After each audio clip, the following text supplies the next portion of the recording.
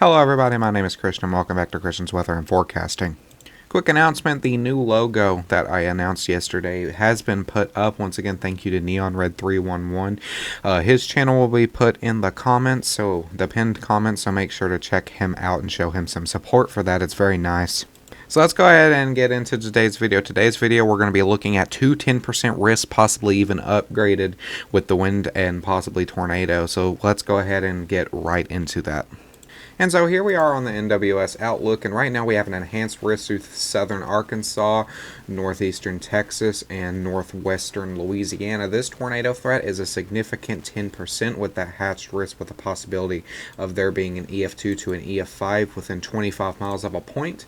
The wind threat is a 30% with a hatched significance towards the more eastern side of the slight risk, and a 15% risk for hail with a possibility of there being that hatched risk to more of the west side of this. So this whole risk, if you're in anywhere of the enhanced or the slight, you guys are either going to be seeing more of a hail risk or more of a wind risk possibility for the same of those tornadoes as you're in the enhanced and the slight. National Weather Service highlighting that tornadoes, damaging wind gusts, and large hail possible tonight over the Arklatex region and nearby parts of the southeastern Oklahoma, East Texas, Arkansas, and west and northern Louisiana. If you want to read this, I will scroll through it. You can pause the video to read the whole paragraph. Now, the National Weather Service has downgraded the Day 3 risk. Actually, this is Day 2, my bad. This is the possibility for this to grow right back to a 10%, but right now this is an enhanced risk stretching through Mississippi and into Arkansas, a slight risk stretching all the way up the Gulf Coast and the eastern coast. The tornado threat for this is a 5%. It was downgraded from the 10% to the 5%. We're not 100% sure if the National Weather Service will upgrade this. It is looking unlikely, but we do have a possibility for that to be upgraded. The wind threat, 30% significant, where we're seeing that hatched risk, where we're seeing that enhanced risk too, and then just a 5% hail. So hail, your main threat for this is going to be wind with the possibility for a tornado or two. National Weather Service highlighting severe thunderstorms capable of producing strong gusts and potentially up to 75 miles an hour, and a few tornadoes are possible across the southeast into the Carolinas. And once again, I will scroll through this. If you'd like to read it, you can pause the video and you can do so.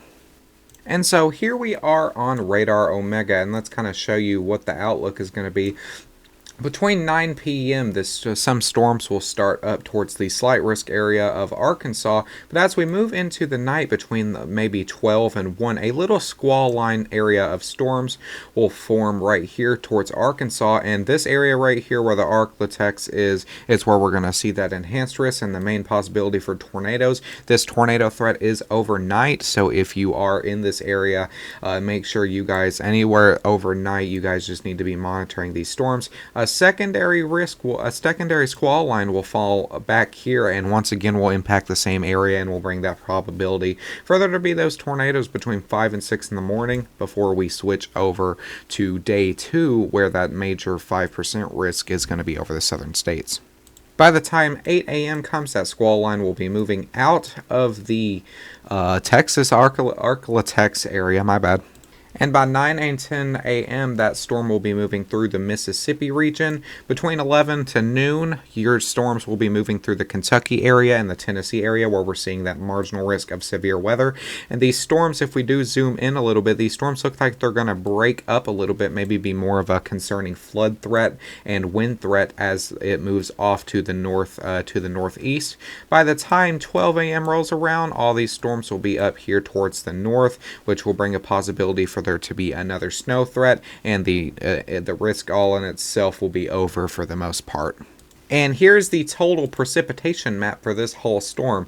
Anywhere from Indianapolis down here into the Arklatex area can see anywhere from 5 to 9 to 10 inches of water to fall from this storm. So right here, your main area of concern is going to be towards here, down towards central to southern Arkansas, even northern Arkansas, portions of Tennessee, areas like just to the east, not to the east, but to the west of Clarksville, Paducah, Madisonville and then to the east of Louisville up into Indianapolis.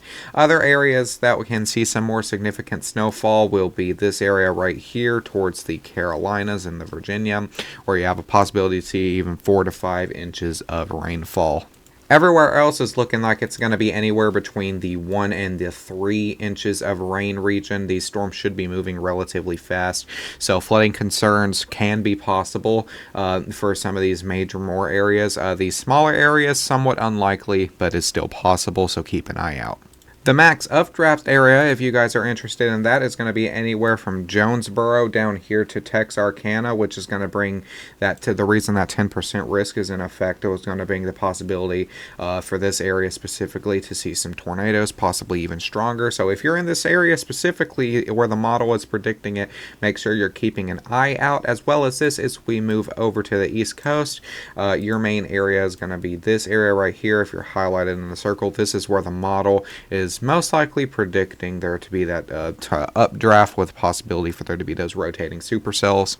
And on the snow side of this, it's going to be for the far north for places like Vermont and into Canada, and then portions like Buffalo and New York and Pennsylvania. These areas specifically are going to see anywhere from 1 to 5 inches of snow, maybe even more, as this storm does move off to the northeast. Here's the Canada side of this storm right here. Again, more of like 1 to 3 inches for this part specifically, with possibility for there to be growing some more snow, maybe even 10 to 11, where you can see the pink right here. Now, here we are on the model. Let's go ahead and dive into everything for the upcoming areas. So for this is the storm that's going to be moving through tonight and into tomorrow. That once again can transition to snow up to the north, and then that storm will move off. And besides this storm, possibly lingering down here towards Florida as a little bit of a squall line, it's going to be relatively calm. We do have a possibility to see some snow showers and some storm showers towards Florida and the southern Gulf states. Not much to be totaled off, but this is just going to move off to the east and nothing really will happen for the most part. Once again, towards the 19th and the 20th, storms will start forming down here towards the south, not looking like it's going to be too much, and once again we'll move off to the east, and that's the whole run. The most concerning part of this storm is going to be back here towards Washington and Oregon, California, where we're going to see some of those snow totals tally up, where we're having those low fronts come out of the Pacific. The main area for Washington will be up here towards the 19th and the 20th, which you'll see some possibility for those snow showers towards the 19th. So that's all I have for you guys today. If you're in the Warren area, don't be scared, but you do need to prepare yourself. Make sure you guys know what to do if something were to happen. Thank you guys for watching the video, and I will see you guys in the next one. Have a great day.